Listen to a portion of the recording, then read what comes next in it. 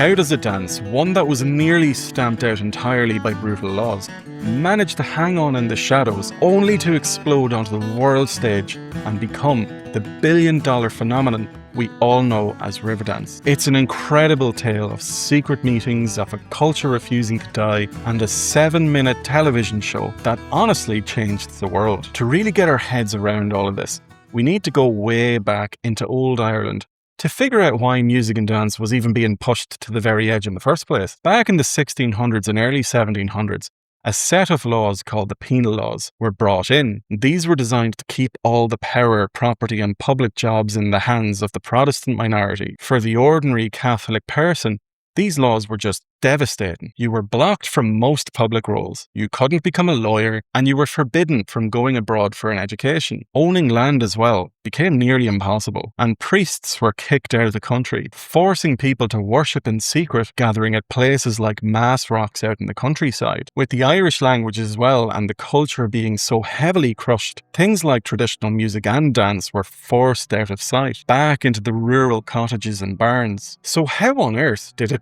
survive all of that? Well, it survived through the pure grit of the people and through the dedication of travelling dance teachers. These dance masters journeyed all over Ireland from the 1750s right up to the early 1900s, teaching steps and keeping things going. And even when we got into the 20th century, the struggle wasn't over. In 1935, the government passed the Public Dance Halls Act, and this basically put a stop to anybody holding their own dance without a licence. And those licences were usually only given to suitable people, like the local parish priest. Between the clergy wanting to shut down the unofficial fun and so many people leaving the country, traditional music and dance were well and truly stuck inside the cottage. And it gets me thinking, and I'd love to know, what's a tradition in your own family or your culture even, especially if you don't have Irish ties? What's a tradition that you know that's survived against all the odds like that? Let us know in the comments, because I'd be really fascinated to hear from you about it. But this brings up a great question. What did this secret cottage dancing actually look like? And why?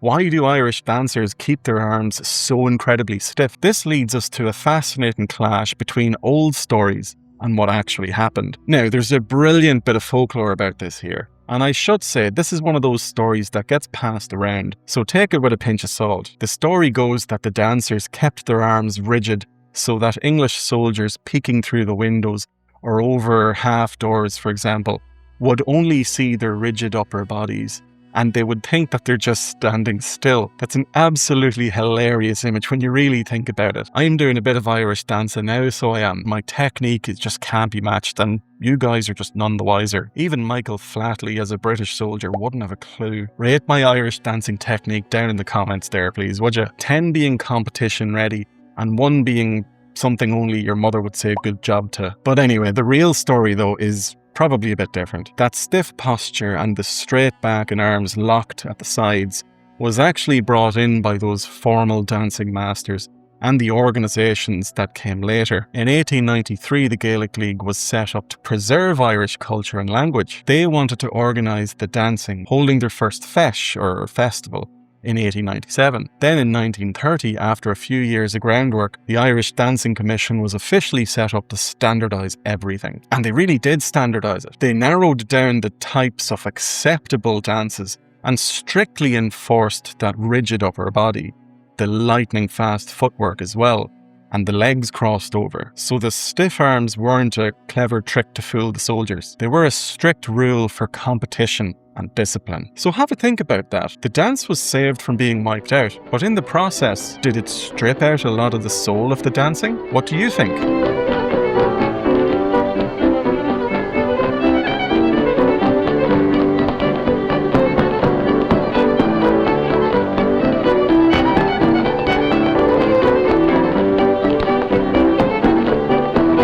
But hold on anyway. If the dance was so tightly controlled, how did it ever break free? How did we ever get to that modern, explosive style of Riverdance? For that, we need to have a look at the huge folk revival that swept through Ireland. For a long time after the Second World War, traditional music wasn't seen as very fashionable at all, but in the 1960s and the 70s it all came roaring back. A composer named Sean O'Riordan was key to all of this. He started putting on concerts of Irish music, taking it seriously. People who had emigrated and come back convinced pub owners to start hosting music sessions, bringing it all out of the cottages and into the open. Soon you had these legendary groups like the Chieftains, the Dubliners, Planxty, and later even the Bothy Band, bringing Irish folk music to huge audiences around the world. And this vibrant new scene was the perfect setting for two incredible musical minds to emerge, Bill Whelan and Donal Lunny. So what was it that brought these two together, and what were they listening to? Well, if you go back to 1981, a full 13 years before Riverdance, they worked together on a piece of music for the interval act of that year's Eurovision Song Contest, which was also in Dublin.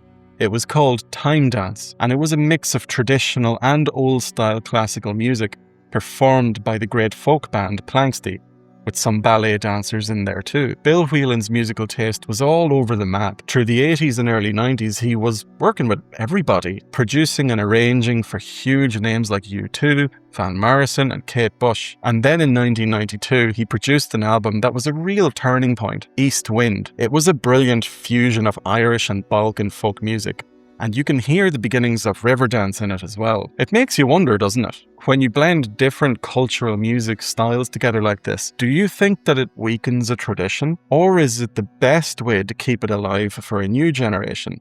Let me know what you think about that. But anyway, we have the history, right? We have the music scene coming back to life as well, and we have the genius Bill Whelan there too. But how did the explosion actually happen? Let's go to 1994. I want you to picture this. It's April 30th.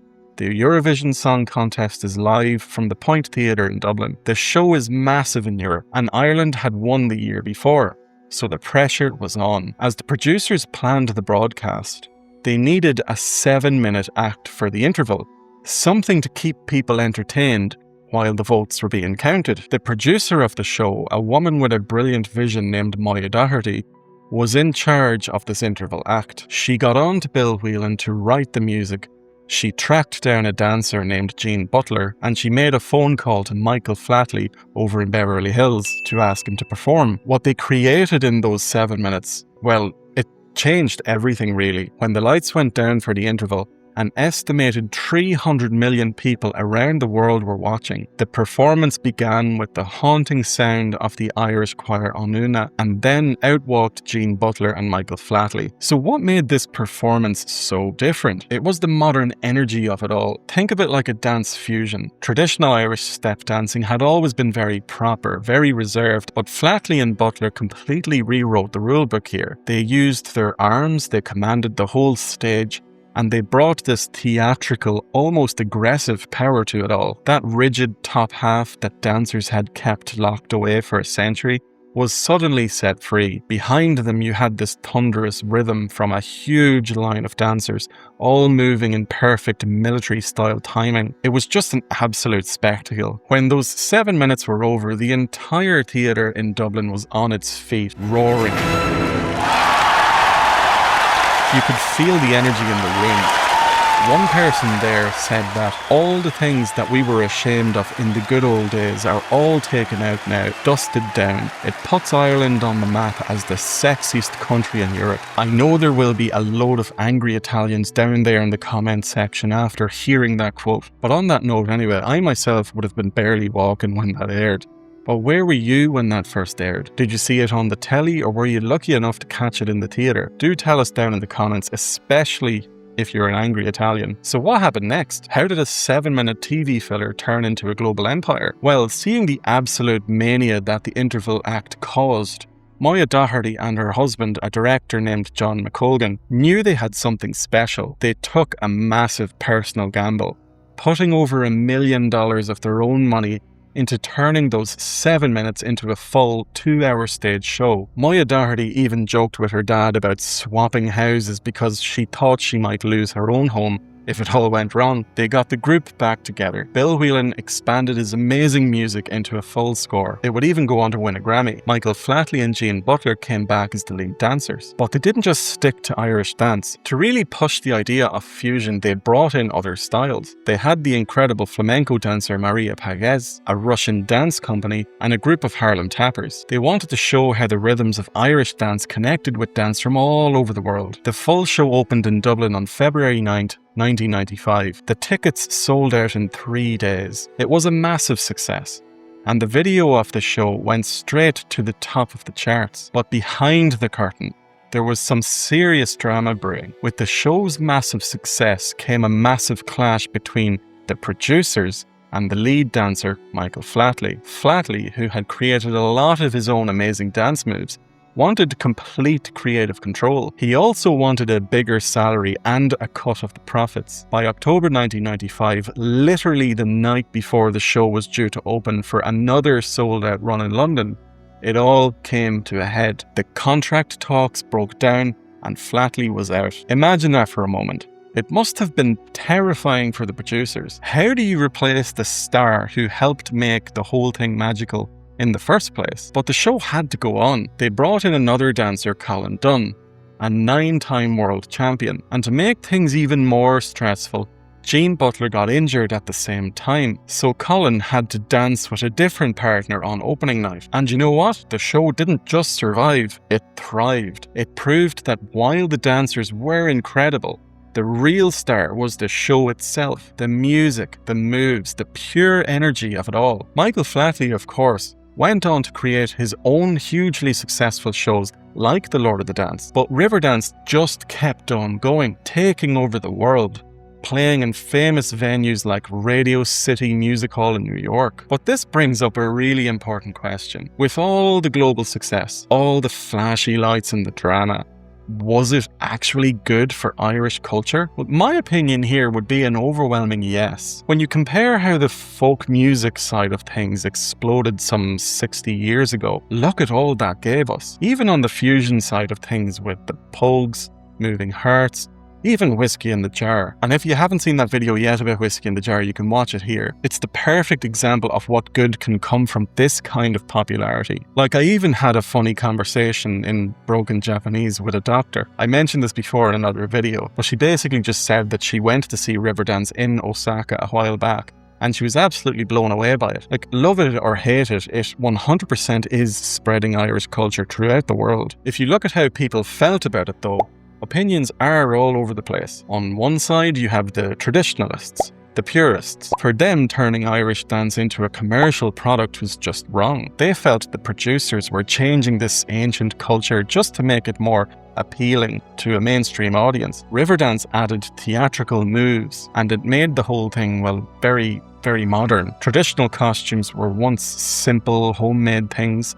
Now it's all about stage presence, dramatic lighting, appearance more so than anything else. To some people, this is just a complete betrayal of the tradition. But then you have to look at the other side of the coin, the massive benefits. Riverdance did something that decades of trying to preserve the culture in a very strict way could never do. For a lot of people, this change is a brilliant way of sharing Irish culture, and they absolutely loved it. The show created a huge amount of interest in Irish music and dance everywhere. Now, I myself can understand both sides. Like, Riverdance didn't take over the tradition. Like, the actual resistance to it would, in fact, actually strengthen the opposition if you think about it. The preservation of the older styles of dance, Sean-Nós style of dance. I also have confidence that if somebody was truly interested in Irish culture from watching Riverdance, they'd be educated enough that they can start digging themselves and discover more genuine aspects of it that they might love even more. I believe it's like a gateway drug into proper trad. Would you agree with me on that though? Let me know your thoughts on it. But thanks to Riverdance,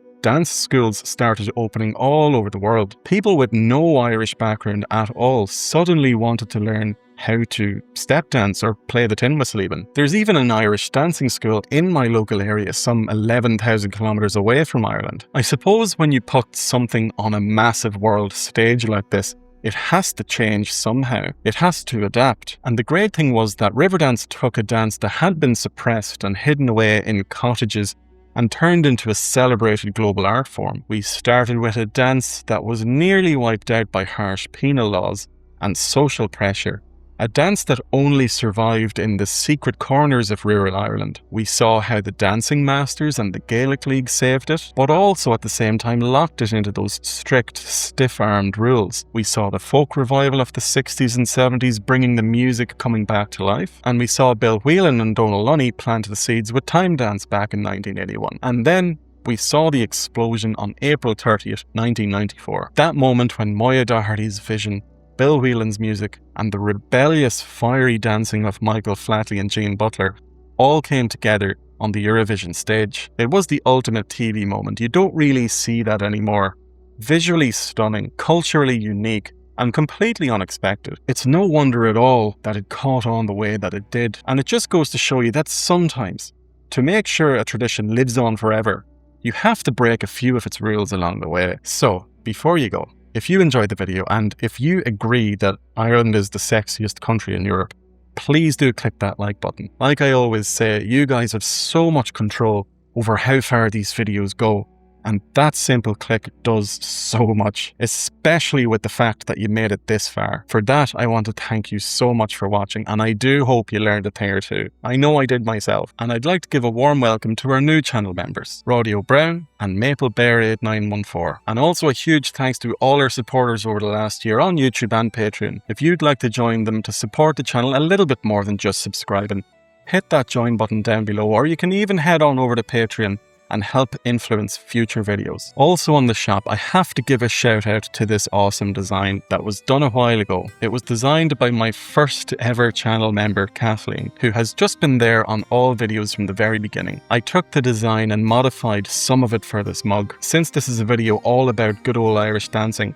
I thought it fit to shout out here. Grab one while you still can. A percentage of the profits as well made on these sales of that mug will go to Kathleen herself as well. Also, a fair few more people joined the Discord server over the last few weeks, so if you want, you can join there too and start chatting with other people who love Irish music and culture. I try my best to be active in it when I'm not so busy, so apologies if I take ages to reply. But anyway, I'll leave it at that.